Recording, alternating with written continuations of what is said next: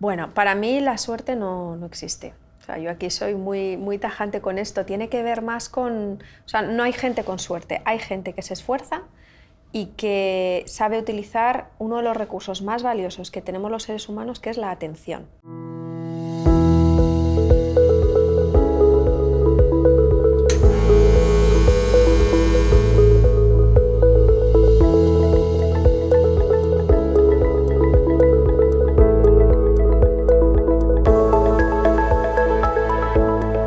Hola Marta, buenos días. Buenos Y lo primero, días. darte las gracias por venir a la barra del Savills Café, que además estrenas, porque esto es un ciclo nuevo de entrevistas, y la verdad, tenerte aquí es todo un placer. La verdad que estoy viendo un poco toda tu experiencia y todas las cosas que has hecho, y la verdad que no me las puedo aprender de memoria porque son un montón. Lo primero porque bueno, eres profesora en muchas universidades, me contabas antes que además en Deusto, en Granada, en Madrid, en Barcelona.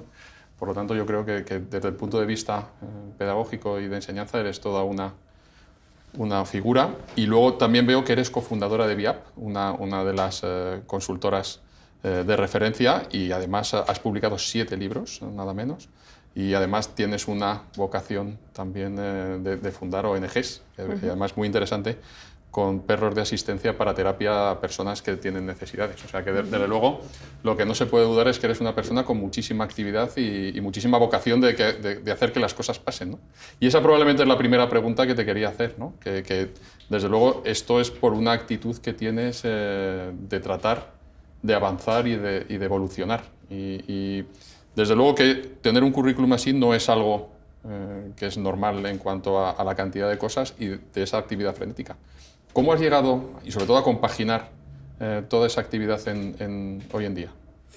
Pues lo primero, porque me encanta. O sea, yo disfruto muchísimo con todo lo que hago, tanto esa faceta docente, la faceta divulgativa, me encanta escribir.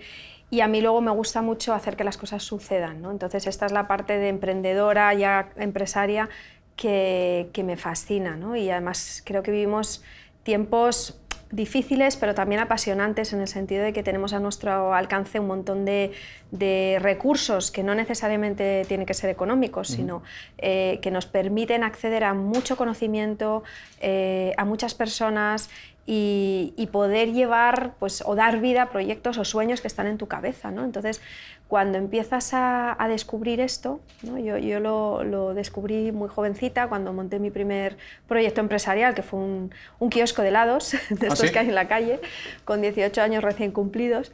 Pues vivir toda esa experiencia, ¿no? De buscarme la vida, de la gestión, la parte administrativa, y luego estar de cara al cliente y ver que, pues, que algo que para mí era un planazo, ¿no? De estar en verano ganando pues un dinerito, invitando a mis amigas, a mis amigos y tal, pues ver que lo pude hacer y que funcionó y que bueno, que fue bien, que no pasó nada, pues eso me animó muchísimo a continuar, ¿no?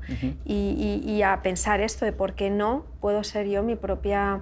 El propio motor, mi propia fuente de ingresos, ¿no? Oye, y que me encanta además, sobre todo porque me he pasado toda la pandemia animando a mis equipos a avanzar, ¿no? Porque sobre todo de un día para otro nos cambió el entorno, tuvimos que reaccionar, que la verdad, aquí creo que lo hicimos rapidísimo. Yo creo que en una semana estábamos haciendo cosas nuevas, pero claro, no todos llevábamos la misma iniciativa, no todos teníamos el mismo impulso. ¿Qué le tengo que decir a esos equipos que quizás pues, se dejan un poco asustar por las situaciones para que ocurran cosas, para que no tengan miedo en esos momentos? Bueno, al final el miedo, el susto que nos da a todos, y que todos lo hemos vivido en estos meses, sobre todo al principio, ¿verdad? Por el shock, por la sorpresa, es algo natural y es algo necesario y sano. Pero es cierto que el miedo lo que no puede hacer es paralizarnos en un entorno en el que la amenaza no es tan real como pues hace cientos de años, ¿no? Donde había amenazas realmente muy directamente vinculadas con nuestra propia supervivencia, ¿no? Cuando tú estás en un entorno de trabajo, estás con un equipo, estás con personas que apuestan por el proyecto, que apuestan por ti, que ves que tiran adelante, pues el miedo ahí no puede bloquearte, puede ayudarte a ser pues más precavido, a ir un poquito más despacio, pero no bloquearte, ¿no? Entonces, ¿qué puedes hacer tú en esos momentos para ayudar a tu equipo, ¿no? a salir bueno, pues de ese bloqueo? Lo primero, normalizar normalizar y ponerle palabras a lo que está sucediendo, porque muchas veces tratamos de quitar importancia a las cosas y esto lo hacemos también en cualquier entorno, ¿eh? A veces con los niños pequeños, cuando pasan cosas complicadas, en lugar de tratarles como niños, les tratamos como tontos, ¿no? Pues a veces con los adultos hacemos lo mismo, ¿no? Les tratamos, entre comillas, como tontos, como si no pudieran, como si no fueran capaces, y eso lo que hace es convertirles realmente en incapaces. Es la profecía, ¿no? Autocumplida, o ese efecto Pigmalión. Entonces lo primero es hablar, ponerle nombre a las cosas, hablar de las cosas tal y como son, es decir, darle objetividad, porque muchas veces lo que estamos viendo lo distorsionamos y al no hablar de ello, al no tener toda la información, esa distorsión tiende a agrandar la situación, a agrandar las cosas, sí, y tendemos a ponernos en lo peor. Por tanto, yo creo que uno de los roles que tiene que tener ahí el líder, ¿no? La persona que a lo mejor tiene más, o puede ser una persona del equipo, ¿no? Que tiene más iniciativa, tal, es hablar de las cosas tal y como son, o sea, ponerle objetividad al asunto. Eso es lo primero, ¿no? Y luego después también respetar que cuando estás sufriendo o estás viviendo una situación pues que te asusta, ¿no? Que es una situación novedosa, que además se prolonga en el tiempo, durante mucho tiempo, ahí hay un desgaste físico, hay un desgaste emocional. Se habla mucho hoy en día de resiliencia, ¿no? Esa capacidad de volver a levantarte y seguir, pero no se habla tanto de la resistencia. La resistencia física, la resistencia mental, la resistencia emocional tiene que ver también con cuidarse, ¿no? Y con respetar los tiempos de cada uno. Y ahí también es importante respetar al equipo. Hay personas que de por sí van a tirar más del carro o en momentos puntuales pueden tirar más del carro y otras que estén con menos resistencia, más desgastadas, ¿no? Entonces tiene que ser también como una carrera de relevos y un equilibrio donde, bueno, pues hoy tiras tú, mañana tiro yo y no pasa nada, ¿no? También un poco respetar eso. Me parece muy interesante lo que dices. Bueno, de hecho, más de una vez he oído que el mundo real es mucho más benevolente que el mundo imaginario, ¿no? Total. Y ahí, ¿cómo podemos hacer nosotros para tener ese optimismo? Que yo, además, he visto que tú ahí centras muchísimo tu discurso. ¿Cómo podemos buscar ese optimismo para que todas esas malas noticias, porque si te pones a leer el periódico hoy, probablemente lo que intentas es irte a otro planeta, porque sí, en el mundo no hay donde esconderse. ¿Qué podemos hacer para tener una actitud más positiva a todo esto que tenemos en nuestro entorno? Mira, el optimismo inteligente, como del que tú estabas hablando, es un estilo explicativo de la realidad. O sea, es cómo tú te cuentas las cosas. No tanto como te las cuentan, que ahí es lo que tú dices, es que estamos rodeados de malas noticias, sino cómo tú luego te lo cuentas internamente. ¿Cómo es ese diálogo interior que tú tienes, ¿no? Cuando estás a solas? Y para mí, lo más importante, bueno, para mí, y de todo esto que te voy a explicar ahora, tiene que ver con lo que ha demostrado la ciencia, ¿no? Al final, cuando tú te quedas en ese estilo explicativo de la situación paralizante, donde ves que no puedes hacer nada, donde te sientes indefenso, viene de nuevo ese bloqueo del que hablábamos antes y no actúas, ¿no? Entonces, la clave está en que la manera que tú tienes de explicarte las cosas te ayude a entrar en acción. Para mí la diferencia está en la acción, accionar o paralizarte, ¿no? Cuando tú entras en acción, sucede una serie de, vamos a decir, acontecimientos en tu organismo que de alguna manera te animan a seguir, ¿no? Y esto tiene mucha fuerza, es el motor más grande que tenemos, la acción, ¿no? Entonces, por ejemplo, si yo ahora mismo tomándome este café me mancho, ¿verdad? Tengo dos maneras de explicar la situación. El estilo explicativo puede ser: Dios mío, qué desastre, ya me vale, siempre hago lo mismo, es que soy torpe, ¿a qué van a pensar de mí ahora? ¿No? Fíjate en esta conversación, y eso me va a paralizar cada vez más, me va a hacer sentir peor, ¿no? Y no me va a ayudar para nada. Sin embargo, si yo ante esa mancha de café enseguida entro en acción y digo, bueno, voy a ver cómo puedo hacer para que no se note, para limpiarlo, cojo una servilleta, me tapo con la chaqueta, me pongo la mano, es absolutamente diferente cómo yo me siento y cómo afronto la situación. ¿Entiendes? Entonces yo creo que tiene que ver con esto, cómo tú te cuentas las cosas. Si te conviertes un poco en víctima de tus propias palabras o si centras tu atención y tu discurso en ver qué puedo hacer yo, cómo puedo yo actuar. Aunque sea para huir, pero entrar en acción. Porque ahí de alguna manera, esta palabra que está tan usada últimamente, te empoderas, pero es que es verdad, como que te sientes más fuerte, te sientes dueño de la situación y eso a nivel interno es un reforzador muy grande. ¿Vale? Yo eso lo he tenido clarísimo, vamos, de hecho, se me va a conocer o voy a pasar a la historia por una frase que digo yo mucho, es de sigamos empujando, ¿no? Que es algo que es fundamental en estos momentos, porque lo que viene de fuera, todo ese tsunami que te vienen de noticias, sí, etcétera, muchas veces es muy paralizante. Pero, ¿cómo dirías tú que tienes que empezar? Porque es difícil, dice, bueno, yo empiezo a caminar, pero ¿en qué dirección? ¿Cómo lo hago? Quizás pasar una fase tan amplia en el tiempo como esta. ¿Por dónde empiezo si yo soy una persona que no tiene todos los recursos como a lo mejor podemos tener en otros entornos? Bueno, mira, al final me encanta tu frase, de sigamos empujando, porque tiene que ver con ese esfuerzo, pero esfuerzo inteligente, ¿no? Como tú dices, ¿no? ¿Hacia dónde vamos, ¿no? Yo creo que hay que ver el para qué actuar. O sea, ya no tanto el por qué, que bueno, eso tiene que ver con tus motivos, tus motivaciones, sino el para qué. Al final, ¿qué vas a conseguir con esto? ¿Cuál va a ser el resultado? ¿Qué es lo que estás buscando? Que es como una mentalidad mucho más pragmática, más práctica. Y luego, sobre todo, en un entorno tan cambiante, es que es tan incierto, tan ambiguo, ¿no? Bueno, pues ahí es muy difícil visionar, es muy difícil alzar la mirada y mirar más allá y decir, bueno, ¿por dónde van a ir los tiros? Entonces, yo ahí lo que recomiendo es esa mentalidad un poquito más pragmática, más de decir, bueno, pequeños pasos, y en función de la acción y del resultado, ese para qué, vamos viendo y te vas retroalimentando, ¿no? Y esto tiene que ver con cómo funciona tu cerebro, básicamente. O sea, tú, por ejemplo, cuando te planteas un objetivo muy grande, como, yo qué sé, empezar a correr por las mañanas, ¿no? Llega el primer día y suena el despertador y asomas la cabeza, miras que está lloviendo y dices, madre mía, ¿quién me habrá mandado a mí ahora a salir a correr? ¿Qué rollo? Tal, y probablemente no te levantes, ¿no? Pero si centras tu atención en algo muy pequeño, como puede ser, voy a ponerme el calcetín derecho, y ese es tu mayor desafío en ese momento, es mucho más probable que lo hagas, ¿vale? Por una ley del esfuerzo, bueno, y es muy probable que lo hagas. Y cuando lo hagas, lo más probable que suceda es que te quieras poner el calcetín izquierdo.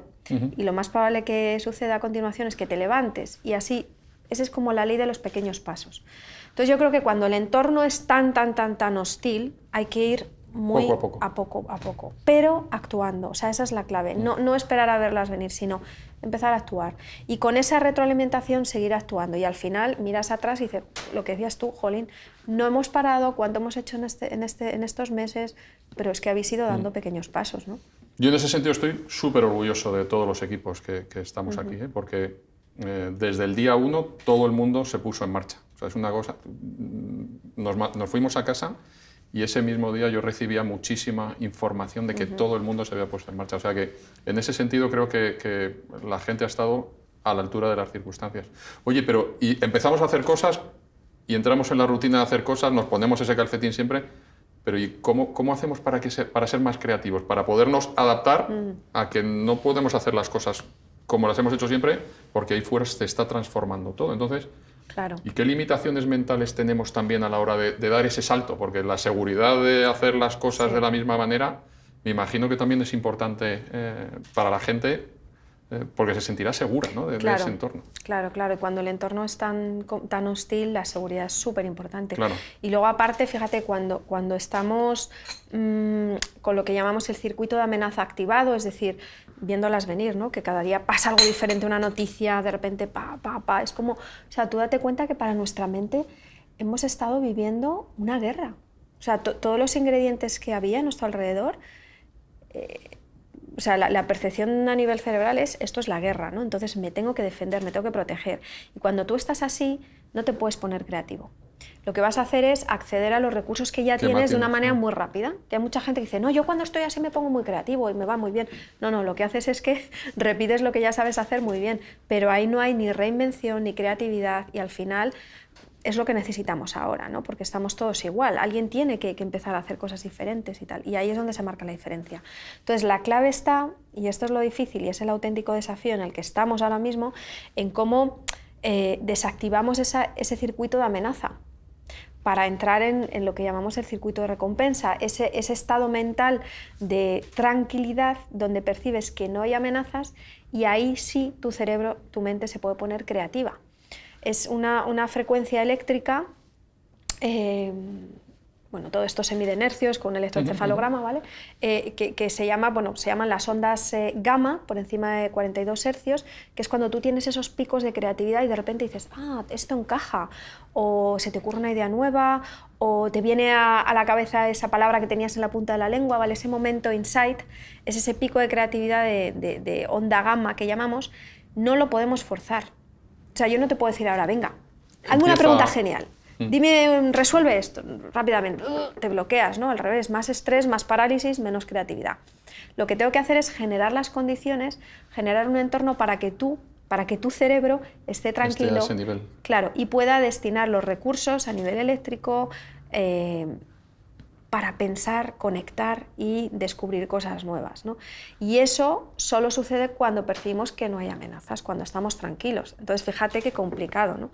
Se ha demostrado científicamente que en el 100% de las ocasiones, el 100%, o sea, sin excepción, siempre antes de un pico creativo, ¿vale? Onda gamma, antes de tener ese momento eureka, siempre estábamos relajados, justo antes. Estábamos en otra frecuencia eléctrica, que es lo que llamamos ondas alfa, en unos 13, 16 hercios más o menos, y desde ahí tenemos ese pico creativo, ¿no? Entonces, si sabemos que esto es así, si sabemos que nuestro cerebro funciona así, vamos a aplicarlo, ¿no? A poner los mismos, claro. Entonces vamos a generar entornos alfa, ¿no? Entornos donde no se perciban esas amenazas, y eso se puede hacer.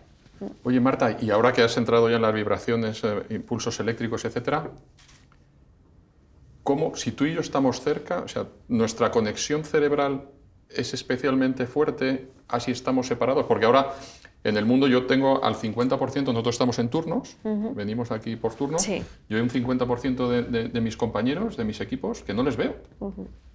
No les veo físicamente. Lógicamente estoy todo el día conectado con ellos por las vías que tengo. Pero claro, esto durante un periodo corto de tiempo es fácil de llevar y sobre todo con gente con la que ya tengo mucha relación, pero si tengo que empezar a tener nuevas relaciones personales donde tengo que generar esa intimidad con la otra persona, ¿cómo está rota ahora mismo esa conexión? ¿Tú crees? ¿O da lo mismo que físicamente estemos separados, nuestras mentes son capaces de tener esa misma vibración? No es lo mismo, no es lo mismo. A ver, somos capaces, y de hecho, bueno, mucha gente ha vivido esa experiencia de tener intimidad con personas a través de una pantalla, de poder, Sí. Estos meses se ha hecho psicoterapia a través de online, etcétera, y sí se consigue esta intimidad, ¿no? Pero no es lo mismo. Digamos que el volumen de la confianza y el volumen de la intimidad no es igual cuando hay presencia que cuando no hay presencia, ¿no? Porque hay una serie de variables que se ponen en juego, ¿no? O sea, al final, primero la parte eléctrica de la que hablábamos antes, ¿no? Somos campos electromagnéticos y esto se contagia, o sea, hay vibraciones, claro. No lo vemos, no sabemos cuantificarlo cuando estamos juntos, pero sucede, ¿no? Por eso tú cuando ves a una persona, aunque la veas durante unos segundos, enseguida te haces una idea, es como esa primera impresión, sí, ¿no? Que dices, hay feeling, no hay feeling, cala muchísimo, me la creo y no me la creo. Y a lo mejor no ha abierto la boca. Y dices, ¿cómo puede ser? Pero eso no te pasa cuando estás en una reunión virtual, en un Skype, en un Zoom, en lo que sea, y estás viendo caritas. No tienes esa sensación, ¿no? Ese feeling. Y eso sucede primero por el campo electromagnético y segundo porque nuestros estados emocionales se contagian y se huelen. Y el olfato, a día de hoy, todavía no traspasa. Viene también por la parte olfativa, aunque no lo notemos, claro. No lo notamos para nada y, de hecho, aquí hay un campo por investigar tremendo. Nos queda mucho por saber aquí, ¿no? El mundo de las feromonas y todo. Pero se huelen, ¿no? Nuestros estados emocionales se huelen. De hecho, hay muchísimas investigaciones también donde se evidencia cómo cuando estamos juntos se produce una especie de sincronización, que algunos lo llaman el baile, ¿no? El baile entre dos personas, ese rapport donde nos movemos de la misma manera, hacemos gestos similares, cuando hay feeling sobre todo replicamos el comportamiento del otro, y esto no sucede cuando hay una pantalla, hay un código diferente ahí, ¿no? Aquí entra en juego el olfato, entra en juego también la vista, y entran en juego las neuronas espejo, ¿vale? Es decir, yo cuando estoy delante de una persona y en presencia de una persona reflejo su comportamiento en mi cerebro como si hubiera un espejo, y de alguna manera puedo no tanto sentir, pero experimentar lo que tú estás viviendo, lo que tú me estás contando, ¿no? Es también la base de la empatía. Sí. Y todo esto a través de una pantalla se pierde. Se pierde, ¿no? Claro, bueno, no hay más que ver la historia de la humanidad, cómo la gente se daba la mano para rezar, cómo todo el mundo ponía la misma orientación. ¿Qué ocurre cuando yo estoy con un grupo de compañeros míos en la oficina y estamos todos visualizando un proyecto? ¿Existe la visualización? ¿Tiene peso de verdad? Bueno, de alguna manera no es que se contagie lo que es en sí mismo el acto, ¿no?, de visualizar, de ver todos lo mismo, pero sí que es cierto que cuando estamos vibrando de la misma manera, cuando la emoción es compartida y las palabras acompañan, ¿no?, a todo ese cóctel, al final estamos todos sintonizados. Y seguro que has vivido alguna experiencia en la que de repente tienes una palabra en la punta de la lengua y un compañero te dice esto, ¿no? O que los dos estabais pensando en lo mismo. O sea, este tipo de fenómenos que dices, ¡hala!, ¿no? ¡Wow! Bueno, suceden porque hay una serie de variables que acompañan al ser humano que le hacen, bueno, nos hacen ser seres sociales y además el contacto es algo que nos calma, que nos relaja, que tiene que ver con la confianza, con la intimidad, y que es algo que además ya habíamos perdido en los entornos de trabajo presenciales, como que tocar a una persona no está demasiado bien visto. No está demasiado bien visto, ¿no? Cuando vas teniendo confianza ya sí, ¿no? Hay toques, tal, pero... Sobre todo en el mundo mediterráneo, ¿eh? Claro, luego te vas a otro bueno, tipo de culturas y hay es mucho más distancia. Claro. Pero de alguna manera... Yo muchas veces me doy cuenta que cuando investigo, cuando leo en esa faceta divulgativa que me gusta, ¿no?, para luego trasladar todo esto de una manera sencilla, veo cómo al final la ciencia lo que nos está devolviendo es que hay que volver a los básicos. O sea, que no se trata de hacer cosas, sino de muy cosas sofisticadas, sino muy básicas. Muy básicas. Sí, porque hablabas de relajarte, porque generar entornos de tranquilidad. Claro. Y eso tiene... Bueno, cosas muy sencillas, como que no haya interrupciones, por ejemplo, ¿no? Si en un entorno queremos estar tranquilos, relajados, pensando juntos, vamos a desconectar el teléfono, vamos a cerrar la puerta, vamos a pedir respeto a los que están fuera, que no nos interrumpan, etcétera, etcétera, ¿no? Has dicho una cosa muy interesante ahora, que es que las palabras acompañen. Sí.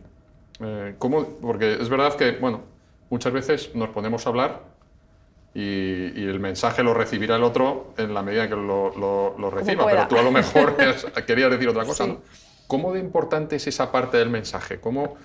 Y si eso tenemos que... ¿Cómo puedo hacer que ese positivismo empiece por mi propio lenguaje para que tu pensamiento y luego tu creencia tenga esa misma continuidad que yo le quiero dar? Sí, esto es apasionante. Al final las palabras pueden abrir ventanas o pueden cerrarlas, levantar muros y de todo, ¿no? Con unas palabras, o sea, es increíble, ¿no? Y mira, yo me he dado cuenta al final, de nuevo, pues investigando y aplicando, hay muchas metodologías para trabajar el lenguaje, ¿no?, y la lingüística, que al final todo lo que tenga que ver con lo objetivo, o sea, con mirar la realidad desde el mismo lugar, ¿no? Seguro que has visto esta imagen, este dibujito tan típico de que hay un 6, ¿verdad? Y que a un lado una persona está viendo el 9 y al otro está viendo el 6, ¿no? Pues ese gesto de decir, voy a tu lado a mirar lo mismo que tú, o ven tú al mío a mirar lo mismo que yo, ya lo cambia todo. Vamos a hablar los dos de la misma realidad. Por eso, ponerle nombre a las cosas que suceden tal y como suceden ayuda mucho. Claro. Muchas veces querer quitar importancia a las cosas nos distancia del otro, ¿no? Y el otro además dice, me están tratando como tonto, ¿no? Sí, esas mentiras blancas que tratas de proteger, ¿no? No funcionan. Y sobre todo a tus hijos, eso ocurre mucho en el entorno familiar. También. Entonces, eso es lo primero, ¿no? Y luego lo segundo es que hacemos cosas muy raras con el lenguaje emocional. Y de hecho yo a veces me doy cuenta que cuando das formación en este sentido, la gente te hace preguntas y tal, ves como que hay muy buena voluntad de decir, venga, voy a ser más emocional y tal, y ahí hacemos a veces auténticas burradas, ¿no? Y muchas veces decimos frases como, me siento abandonada por ti, me siento engañada por ti, me siento manipulada, me siento excluida, y eso no son sentimientos, eso son acusaciones veladas hacia el otro. Yo te estoy acusando de que me estás manipulando, de que me estás dejando sola, de que no cuentas conmigo, pero lo estoy diciendo como si fuera una emoción. Me siento excluida. Entonces el otro, sin ningún lugar a dudas, se va a defender. Y entonces ahí empezamos a hacer la lucha y esas cosas raras que dices, pero si yo te estoy hablando de cómo me siento y el otro se está defendiendo, y entonces no logramos encontrarnos, ¿no? O abrir esa ventana. Por tanto, de nuevo, lo mismo, apropiarnos de, oye, ¿cómo me siento yo? No me siento excluida.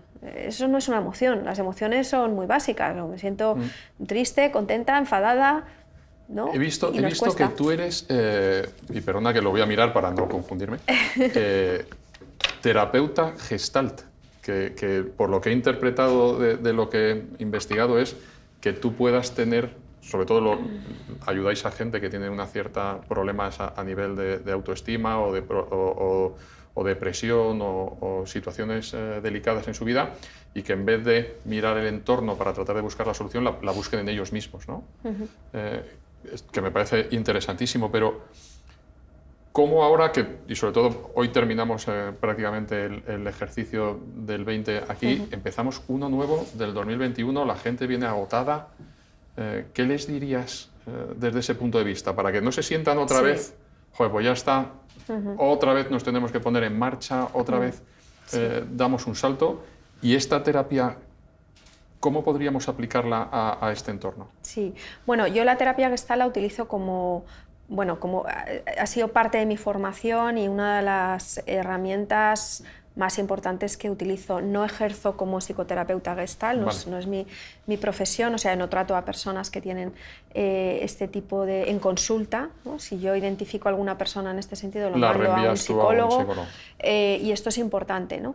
Pero sí que es cierto que me ha ayudado muchísimo el enfoque de la terapia Gestalt, que se basa mucho en, primero, darse cuenta de cómo estás, y segundo, hacerte responsable. Es decir, ¿qué puedes hacer con esto que sucede, ¿no? Para lograr lo que en lenguaje, ¿no?, gestáltico se dice la regulación organísmica, es decir, que tu propio organismo en relación con el contexto y con el entorno pues esté funcionando de una manera equilibrada, ¿no?, y regulada. Entonces, ¿cómo se puede hacer esto? Pues lo primero, tienes que mirar la realidad, mirarte a ti, mirarte cómo estás, de nuevo con ojos lo más objetivos posibles, dentro de la subjetividad que tenemos, ¿no? Y esto es lo que, bueno, ya lo hemos hablado, ¿no? Hablar de las cosas tal y como son, ponerles nombre, porque si no tu cerebro tiende a exagerarlas, a amplificarlas. Tenemos un montón de sesgos en este sentido, ¿no? Con respecto a la realidad. Por tanto, cuanto más conectemos con ese darme cuenta de cómo estoy, cómo me siento, cómo es la situación que estoy viviendo, cómo esto me está afectando a mí, incluso en qué parte de mi cuerpo, ¿no?, lo estoy sintiendo. Lo estoy sintiendo, sí. Estoy poniendo voz a lo que me sucede, estoy poniendo una mirada sobre lo que me sucede y puedo, de alguna manera, gestionarlo, ¿no?, manejarlo. Y después no quedarme ahí, porque muchas veces cuando entramos en este mundo del autoconocimiento parece que solo estamos mirándonos a nosotros mismos, el ombligo, todo el tiempo, y fíjate lo que me pasa, y estoy así, y me siento así, y no salimos de ahí. Y yo, de nuevo, pues la invitación que hago, y que desde la Gestalt también se hace, es, oye, hay que entrar en acción, hazte responsable de esto que te sucede, ¿no? Y es lo que se denomina también en este lenguaje estar en una especie de continuo de conciencia, es decir, intentar estar presente la mayor parte del tiempo, ¿no? Es cierto que, como dice Kahneman, estamos el 80% del tiempo un poco como pollos sin cabeza, dispersos, sin darnos cuenta de lo que hacemos. Eso te lo he oído yo hablar en alguna ocasión de la multitarea, y sobre todo ahora, hoy en día, con los móviles. Yo que tengo hijos adolescentes, pues mi gran lucha es, oye, concéntrate, no te pongas a hacer 3 cosas a la vez porque acabas haciendo las 3 mal, ¿no? Y cómo nuestro cerebro ahí, pues no sé cómo debe funcionar, pero desde ese punto de vista, desde luego, es todo un reto el entorno en el que nos movemos. Sí, la verdad es que aquí ahora mismo el tema de la atención es un temazo, porque hay varias cosas. Por un lado, la multitarea no es nada favorable para el ser humano, para nuestro cerebro. Para los ordenadores está muy bien, pero para nuestro propio software no. Nosotros, nuestra atención de alguna manera funciona al 100%. Cuando tú tienes el 99% de atención es porque hay un 1% que está en otra cosa, y si no, seguro que te ha pasado alguna vez que estás en una reunión, tienes el móvil en silencio y estás concentrado, pero se ilumina la pantalla. Ese 1% es ya la curiosidad que te genera, ¿qué será esto?, hace que el 99% de atención que tenías en esa reunión vaya transformándose en qué habrá pasado, y ya coges el móvil. Y bueno, esto nos pasa con todo, o sea, no ¿estás al 100% o no estás? Porque el cerebro literalmente se compartimentaliza, ¿no? De hecho, aunque somos capaces de hacer varias cosas a la vez, tenemos un límite.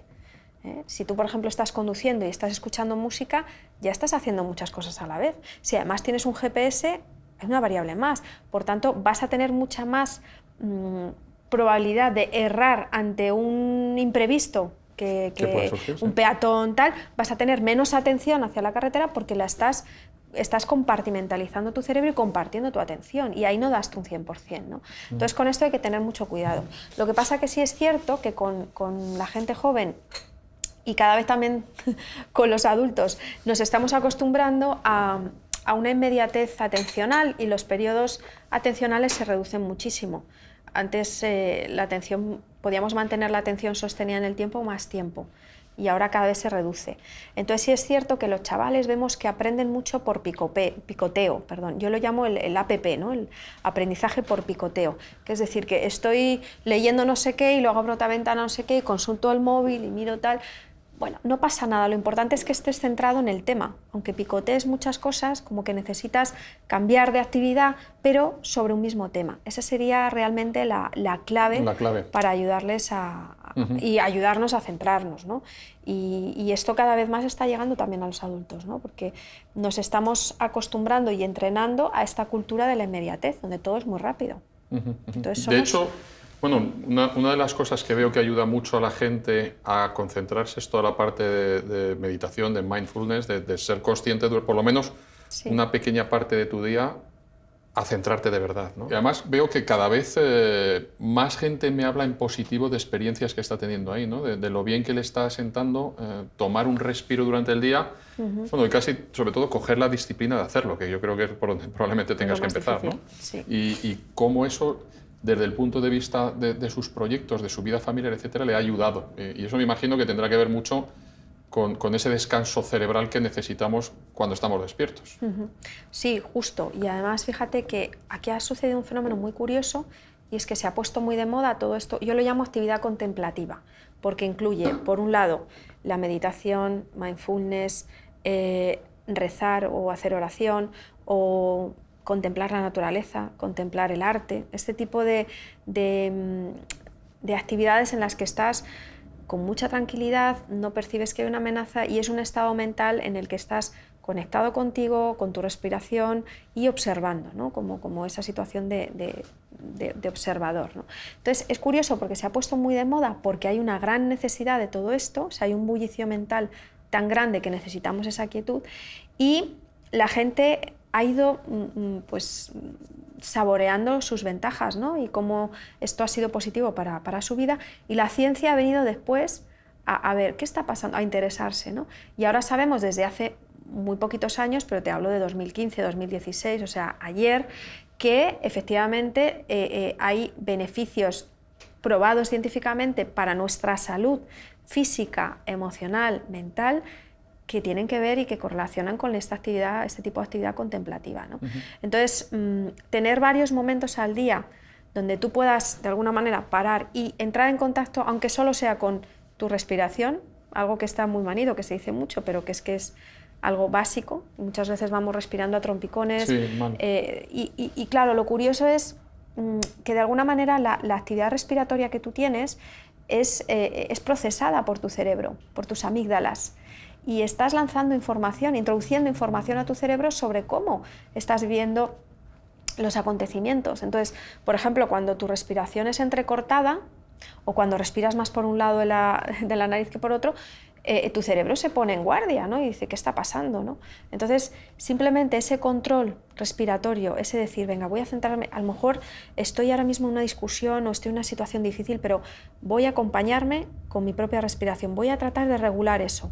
Simplemente estoy mandando un mensaje de tranquilidad a mi cerebro que me va a permitir que el riego sanguíneo sea más fluido, que mis pensamientos puedan ser pues, más claros, que pueda estar de alguna manera también incluso más despierta, más creativa para afrontar esa situación.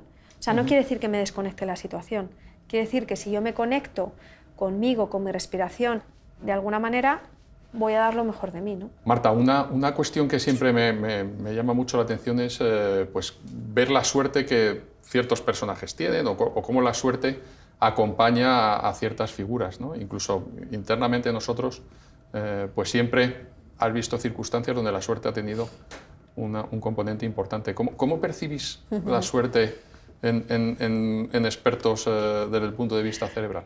Bueno, para mí la suerte no existe. O sea, yo aquí soy muy tajante con esto. Tiene que ver más con... O sea, no hay gente con suerte, hay gente que se esfuerza y que sabe utilizar uno de los recursos más valiosos que tenemos los seres humanos, que es la atención.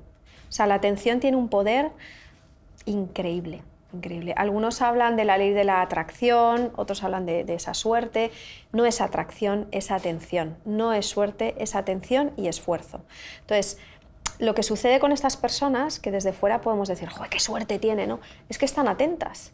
O sea, al final las circunstancias están, las circunstancias son, pero si tú no estás atento, pueden pasar oportunidades para ti desapercibidas. Entonces, estar atento, tener la atención puesta internamente para saber qué es lo que estás buscando y externamente para encontrarlo.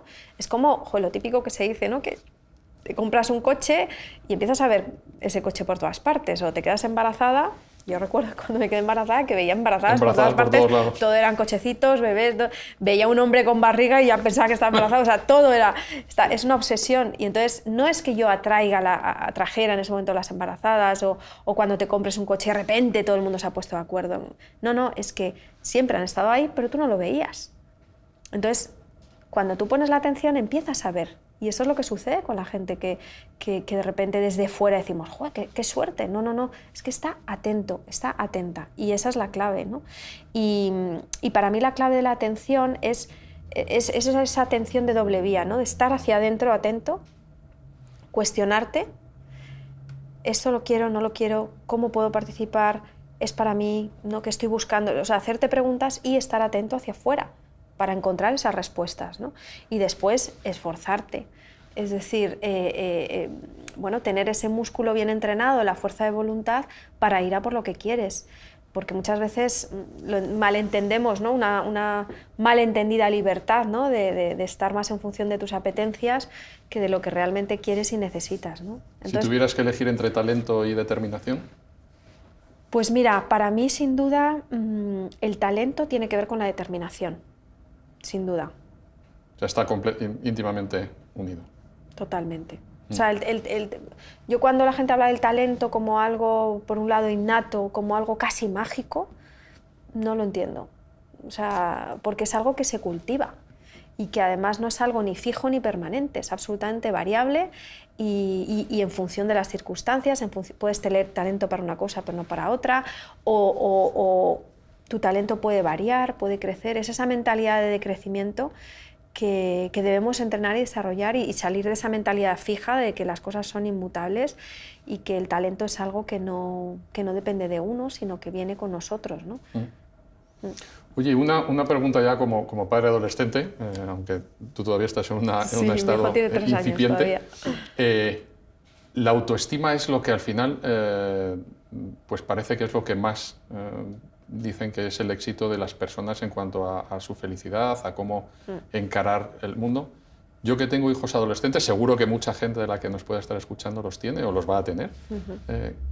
¿Cómo podemos fomentar desde el punto de vista de los padres o de los educadores la autoestima en pues, todo el rango de edades que podemos tener, en la que estamos sobre todo creando adultos? Bueno, mira, la autoestima tiene que ver con cómo queremos a los que nos rodean, en este caso hablando de nuestros hijos, cómo les queremos. Desde cuando son pequeñitos, el amor los reciben. Es una cuestión ellos son más pasivos, ¿no? Están recibiendo. Entonces, en cómo reciben ese amor, esa calidad, esa incondicionalidad del amor, estamos construyendo su autoestima. Para mí, ese ingrediente de incondicional está muy vinculado a esa semilla que estamos sembrando de autoestima en un futuro, ¿no? O sea, el amor no puede estar condicionado, ¿vale? Y incluso cuando son adolescentes seguimos impactando en su autoestima en la medida que tenemos de amarles, ¿vale? La autoestima en los niños y en los adolescentes viene en función de los demás todavía, ¿no? Es algo un poquito más pasivo. Por eso los adolescentes ya no buscan tanto la estima en esa figura materna o paterna, sino en sus claro. colegas, ¿no? Sí. En su entorno, y se miden por ahí, ¿no? Entonces, de nuevo hay esas relaciones, esa calidad en las relaciones va a influir mucho, ¿no? Y luego ya de adultos esa estima ya viene medida totalmente por uno mismo, ¿no? Cuando somos adultos, y sin duda muchísimas de las dificultades que tenemos a nivel relacional, a nivel laboral incluso, y a nivel de satisfacción en la vida tienen que ver con cómo nos queremos a nosotros mismos. Pero eso ha venido muy condicionado por cómo nos han querido al principio. Por eso es muy importante ese amor incondicional. O sea, yo no te quiero en función de, te quiero porque existes, ¿no? Porque has nacido, porque eres mi hijo, o en la amistad lo mismo, ¿no? Te quiero porque somos amigos, no porque hagas esto por mí o no. O sea, esa condicionalidad penaliza mucho la autoestima que tenemos de nosotros mismos, ¿no? Oye, Marta, una cuestión que creo muy importante es ver que hay una parte de la sociedad que vamos envejeciendo, porque bueno, yo no soy del baby boom, pero estoy ahí en la frontera, y que creo que hay un talento brutal, y la sociedad de alguna manera nos va subiendo en la pirámide y nos va expulsando un poco del mundo laboral, y no sé si pensando en que tenemos una degradación en cuanto a nuestras capacidades cognitivas a la hora de hacer trabajo, de esfuerzo, etcétera, etcétera, etcétera. Y muchas veces te he oído hablar justamente de lo contrario, de que hay una posibilidad y una alternativa laboral para un colectivo muy importante que además tiene mucha experiencia y mucho talento. Sí, efectivamente, este colectivo senior es un capital tremendo para las organizaciones. O sea, el mirar a otro lado, el no captar este talento o incluso expulsar este talento de las organizaciones es una pérdida de capital, pero sin lugar a dudas. De hecho, es que es un error, porque hoy en día, gracias a la alimentación que tenemos, a los recursos que tenemos, la gente hace deporte, etcétera, etcétera, la degeneración cerebral es mucho más tardía. O sea, no hay una pérdida. Si te fijas, yo ahora mismo pienso en mis abuelos, por ejemplo, y a mi edad yo he visto fotos de mis abuelos que parecían ya casi abuelos, mucho mayores, ¿no? Entonces, realmente ha habido un cambio muy fuerte en ese sentido, ¿no? Y lo mejor de todo también es que ahora todo lo que es la información, la tecnología, está al alcance de todos, no solo de los más jóvenes. Entonces, yo me encuentro con digitales que no son nativos, personas senior digitales que digo, wow. Pero hay un sesgo a que creemos que no van a ser capaces. Hay un sesgo total, que yo creo que viene de ese, bueno, pues de que antiguamente, o sea, el cambio ha sido tan radical, y tan rápido. Te hablo de mis abuelos, sí. Incluso no tanto de mis padres, pero casi, o sea, ha habido un cambio muy grande, muy radical en muy poco tiempo, y como que no estamos del todo adaptados, y ahí hay un sesgo tremendo, ¿no? Mira, yo lo veo, por ejemplo, en grandes empresas con las que trabajamos que tienen programas de mentoring donde precisamente ponen en valor ese talento senior para ayudar y enseñar a otros, y es increíble. O sea, nosotros medimos, tenemos KPIs en este tipo de programas para ver un poco la evolución y cómo impactan, y es tremendo. Y luego te encuentras también, hacemos programas de mentoring inverso, donde son personas más jóvenes las que ayudan a talento más senior a estar más actualizado, y los resultados de nuevo son increíbles, ¿no? O sea, que ahí hay una oportunidad muy, muy interesante de aprovechar este talento senior, que además es curioso porque las personas que tienen más experiencia a nivel decisorio, a nivel intuición, que antes hablábamos de la intuición, son mucho más rápidas. Y en un entorno como el nuestro, en el que hay que tomar decisiones rápidas, contar con este tipo de mentes. Sí, sobre todo que equilibren mucho la otra generación que está acostumbrada a otra cosa. ¿No? Se pueden hacer equipos muy interesantes o tándems muy interesantes en este sentido, ¿no? Con talento más senior y talento más joven. Sin duda. Oye, Marta, y una cuestión que he oído también en alguna vez es cómo vivimos los errores, ¿no? Y cómo los interiorizamos. Y no solamente cómo los interiorizamos, sino cómo creemos que el resto nos visualiza cuando cometemos un error, o cuando nos arruinamos o cuando nos va mal. Y eso es muy interesante ver, sobre todo hoy en día, que vamos a pasar una fase difícil en la economía española y va a haber gente que lo va a pasar mal. ¿Cómo crees tú que debería vivir esos momentos? Mira, el error es la antesala del aprendizaje. O sea, no hay aprendizaje si no hay error. Y si no, mira a los niños pequeños. Todos hemos sido niños. O sea, todos hemos aprendido cayéndonos, hablando mal, etcétera, etcétera. O sea, es algo tan importante para ayudarnos a crecer y para ayudarnos a tener éxito. De hecho, las personas que, entre comillas, podemos admirar porque han conseguido cosas que para nosotros pueden ser interesantes, normalmente se han equivocado muchas veces, ¿no?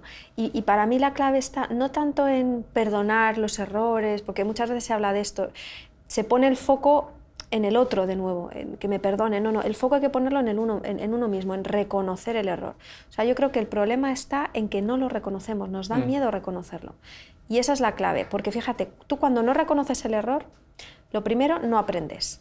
Y ahí ya te lo estás perdiendo, ¿no? Lo segundo, si no lo compartes con nadie, no recibes apoyo. Por tanto, te va a resultar mucho más difícil salir de esa dificultad que estás viviendo, ¿no? con ese error que has cometido. Y por otra parte, el hecho de tratar de no mirar el error, de ocultarlo, de no compartirlo o de avergonzarte, lo único que hace es quitarte energía para seguir adelante, ¿no? Pero es muy curioso porque cuando tú miras al error de cara, le das nombre, lo compartes, lo verbalizas, lo amplías, le pones una lupa, o sea, te regocijas un poco en ese error, ¿no? Tienes muchísima más energía, muchísimo más apoyo, te sientes incluso orgullosa de lo que has hecho. De haber pasado el... Claro, y al final superado. Eso es superación, ¿no?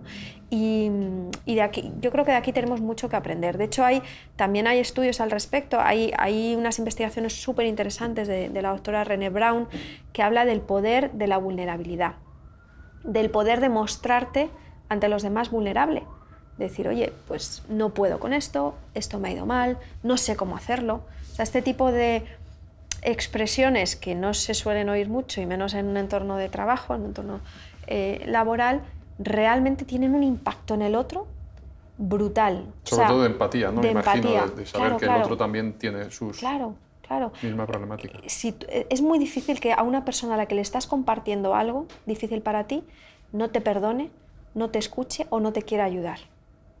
También aquí hay investigación súper interesante y súper divertida, ¿no? Hay, por ejemplo, estudios que demuestran que cuando tú tienes prisas, cuando no miras a la gente, cuando no te paras a escuchar, eres más egoísta, colaboras menos, cooperas menos en un entorno de trabajo.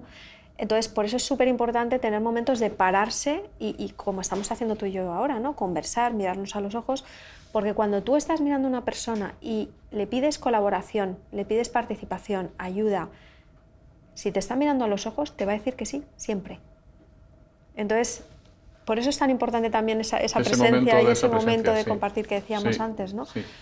Oye, y me imagino que hay una parte de lenguaje no verbal, pero nosotros que nos dedicamos mucho al mundo de las oficinas, estos entornos, la luz, los colores, las vibraciones que genera, ¿cómo de importantes son para generar, no solamente para la parte de creatividad que antes hablábamos de Mimbre, sino también para esa relación personal? Nosotros trabajamos todos en pradera, no tenemos despachos, por lo tanto hay una interacción muy sonora, a veces excesivamente sonora, pero estamos muy cerca. Pero ¿cómo crees tú que deberíamos, esa evolución de la gente, tú crees que debe ser hacia algo parecido en cuanto a interacción física o más tranquilidad que decíamos antes que necesitas? Sí, yo creo que la clave está en entender muy bien que depende de la actividad, necesitamos un contexto. Y para mí esos entornos flexibles que te permiten elegir dónde te mueves, a dónde te diriges para hacer algo en concreto, es la clave, ¿no? Por eso esos espacios abiertos funcionan muy bien para todo esto que estamos hablando de la colaboración, de la confianza, pero cuando necesitas concentración a lo mejor necesitas tener otro espacio. O sea, para mí tener esa capacidad de poder elegir, mira, tiene mucho que ver con la propia esencia del ser humano. Nosotros, desde los primeros homínidos, hemos ido buscando espacios para hacer determinadas cosas. No dormimos en cualquier lugar, ¿verdad? No vamos al servicio, al aseo en cualquier lugar, ¿no? O sea, buscamos espacios que acompañan a la actividad o a la tarea. Pues cuando estamos trabajando, lo mismo, ¿no? Yo, por ejemplo, cuando me voy a sentar a escribir, no me puedo poner en cualquier sitio a hacerlo. Ni siquiera cuando estoy en casa. Tengo que buscar el espacio que en ese momento me va a ayudar, va a acompañar mi tarea. O sea, el espacio acompaña la tarea, ¿no? Por tanto, para mí es clave tener ese espacio flexible donde poder elegir en función de lo que tengo que hacer cómo me voy a sentir yo mejor. Porque tiene que ver con esa búsqueda del entorno, ¿no? que desde los primeros hombres y mujeres pues ha ido acompañándonos, ¿no? Oye, Marta, pues muchísimas gracias por estar aquí con nosotros. Un placer, muchísimas gracias. El otro día ha pasado un poco de tiempo, pero me gustó mucho lo que oí. Una filósofa hablaba de cuál era la definición de hogar, de casa, de vivienda, que está muy relacionado con nuestro mundo inmobiliario. Y decía que era un sitio donde volver y donde sentirse segura. Espero que esto lo consideres tu casa, que vuelvas y que te hayas sentido bien aquí con nosotros. Muchas gracias, la verdad es que sí. Gracias a vosotros.